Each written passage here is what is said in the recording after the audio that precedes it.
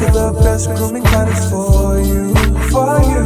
Yes, I'm natural and handcrafted too. We wanna help you your swagger, style, class, and luxury. Make our products tailor-made for you with high quality. Yeah. So get in style with the black, yeah. Company, you swagger, style, class, and luxury, yeah. Black, general black, yeah. Company, you swagger, style, class, and luxury, yeah.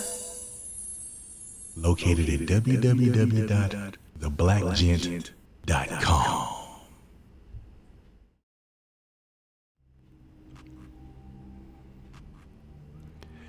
Yo. What's good? What's good? It's Stormybman, and I am back, welcoming you to the recorded session of the post-fight show for this Saturday, June 15th, 2024. This is the post-fight show for the Amazon Prime pay-per-view headlining card that saw Gervonta Tank Davis take on Frank Martin, and the co-main, we had David Benavidez taking on Alexander Gvozdyk. And boy, what a day of boxing it has been. We saw also Shareable Matias defending his IBF junior welterweight title against Liam Perot. And we're going to talk a little bit about all of this, and what we saw was an amazing day of boxing here, people.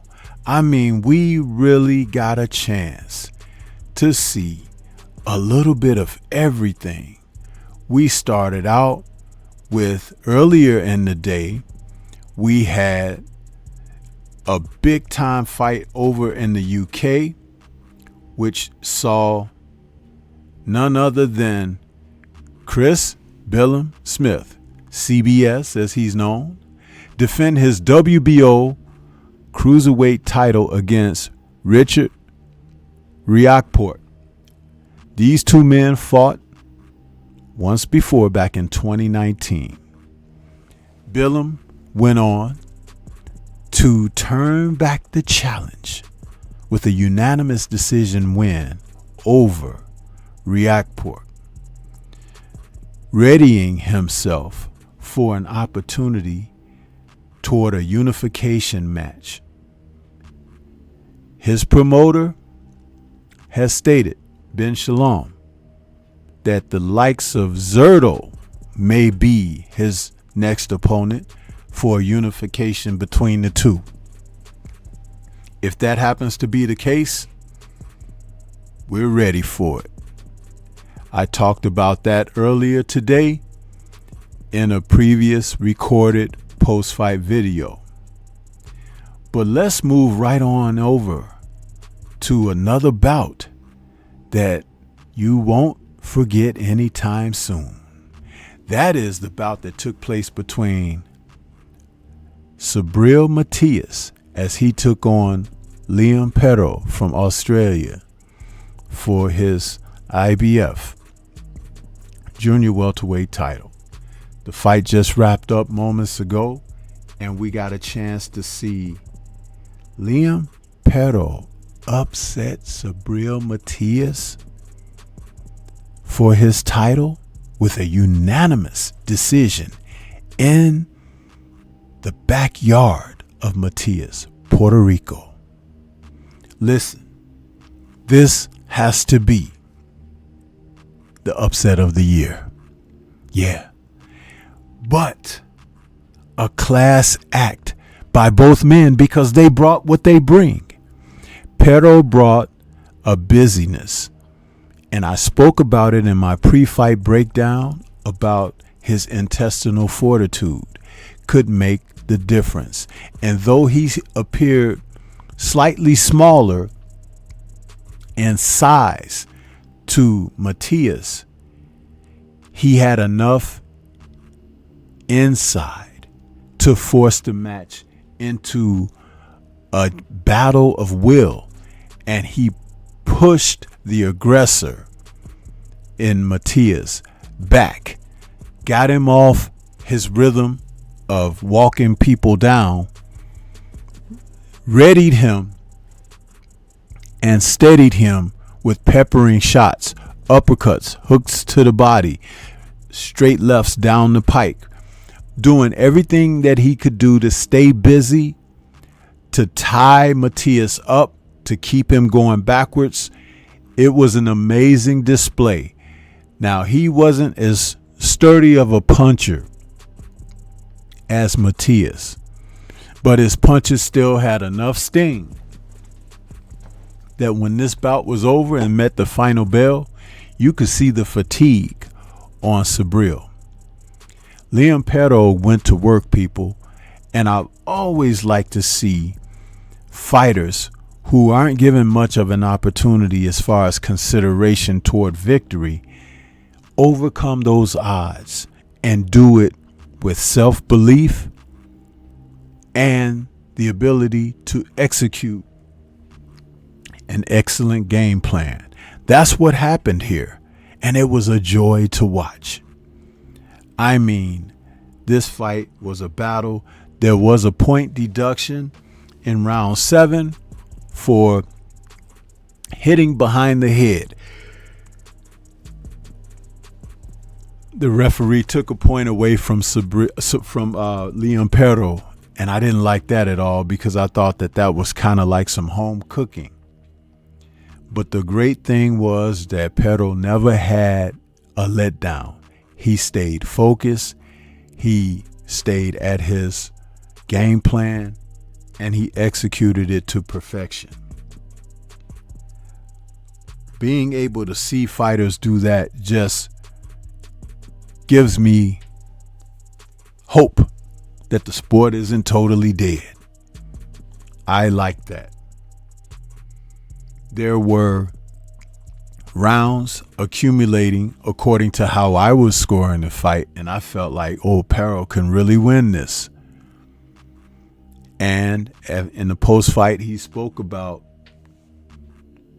Matias being strong and a hard puncher, but he stayed resilient, and he believed in himself and his abilities, a quite admirable trait.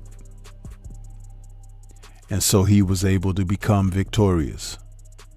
This is what it's all about. This is what it's all about. The bout was broadcast on DAZN, and it was quite something to see. So if you got the DAZN app and didn't check this out because of the other fight that was on pay-per-view, make sure you take the time out to go back and give it a view. Next up, we'll talk about the Amazon pay-per-view card for the PBC. Davis versus Martin, Benavidez versus Gvozdyk. I really enjoyed what I saw here on this card. They were really bolted down with great fights on this card. The main card, not including the undercard, consisted of battles between Carlos Adames for his WBC middleweight title, Gary Anton Russell taking on Alberto Puello, and of course David Benavidez and Alexander Gvozdyk and Gervonta Tank Davis and Frank Martin in the main event. The results of these matches are as such. Adames went on to retain his WBC World Middleweight title as he scored a unanimous decision over Terrell Gausha. I had the fight a lot closer, but it's okay. Gausha could have done some things in the fight to put himself in a greater position, but he was a little bit reluctant to get going early. And so he drops a decision here. But the upset of this card was Gary Anton Russell losing a split decision to Alberto Puello, who outworked him and even had a point deducted for holding in round 9, which led me to believe that he was going to possibly be robbed on the scorecards. But justice prevailed, and Puello, who I felt was outboxing Gary Anton, was able to secure a victory that was well earned and deserved. Very good fight here. Both men being southpaws, presenting problems to one another, and Puello, who went into this fight undefeated, was able to do some things that I noticed that Gary Anton wasn't able to adjust to as the fight went on past a certain round. I want to say past 6 or 7. And I liked what I saw from Puello. So it's back to the drawing board for Gary Anton. That long layoff and talking about other fighters, putting them down, what they're going through, even though they're active in the sport and taking care of their own business and affairs. Now you can go back and see how things didn't work out for yourself and hopefully get your mind right about getting busy to get back out there to do your thing. But I'll tell you, it was still an action-packed fight, and it was entertaining. And I'll take that any day of the week. Next, we had David Benavidez taking on Alexander Gvozdyk. And they know each other from years of sparring together in the past and just being around familiar camps. Benavidez had told the world that he was going to come into this fight and take Gvozdyk out. He wasn't able to do that. In fact, I felt like Benavidez got tired by round 6 because he was throwing heavy shots trying to get Gvozdyk out of there. But Gvozdyk, who appeared to be quite larger at light heavyweight than David, was able to withstand whatever David brought, including firm body shots that were very challenging. But he stayed the course. Personally, I felt this was a draw. I felt that David came out for the first 6 rounds and took those rounds handily. And the second half of the fight went to Gvozdyk as David began to wear down. He still showed signs in certain rounds that he was being an aggressor still, but not with the same fervor that he opened the first 4 to 5 rounds with. And in the 8th round, he suffered a cut left eye from legal punches. Post-fight, he tells people that he had a cut in sparring and, hurt his hand and this and that. And I'm like, I'm not one for wanting to hear about your injuries. Most fighters can go into fights with injuries, man. But they gave us an entertaining co-main feature, and it was really worth checking out. A good fight. Now the main event, Gervonta Tank Davis taking on Frank Martin, a highly anticipated bout that had a media build-up. Tank Davis doing what he does with sound bites, tweets, and so forth. And Frank Martin stepping up for a world title shot for the first time in his career, looking for the opportunity to become a champion, had his dreams dashed as Gervonta stopped him in the 8th round with a fierce set of punches that caught him in the corner, left uppercut, left hook, and that was all. Frank was shook. Yeah, it was as simple as that, and the fight was over. Martin was very defensive here, not a surprise. But what was a surprise was how he stayed near the ropes for the majority of the contest, backing toward the ropes, getting caught in what I call the triangle, and not putting himself in the best position in the center of the ring to have more options to move laterally as well as forward and back. But yet and still, Davis was smart and patient, and he allowed himself to weather the storm of whatever Frank had to offer until fatigue began to set in, because the pressure that Tank Davis was putting on Frank, that was wearing him down more than the punches that Tank threw. Mental, psychological is where that kicks in. And if you don't give the other guy something to worry about, such as punches, body work, physicality, then eventually your energies will burn up because of pressure and unfamiliar grounds and territory. And that's what we saw there. Tank was just a better, more experienced fighter, and he got the job done. Now, was it exciting? Absolutely. But Martin played right into Davis's hands. And that was that. But I'll tell you something.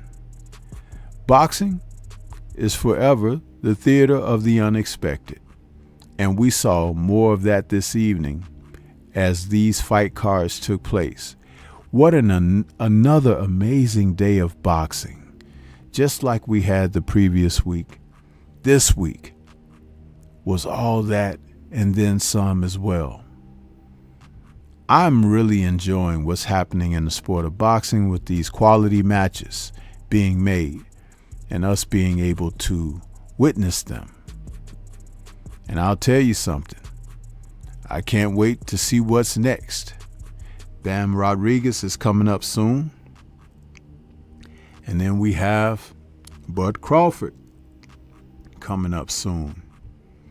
And a few other fights that we will get the chance to talk about.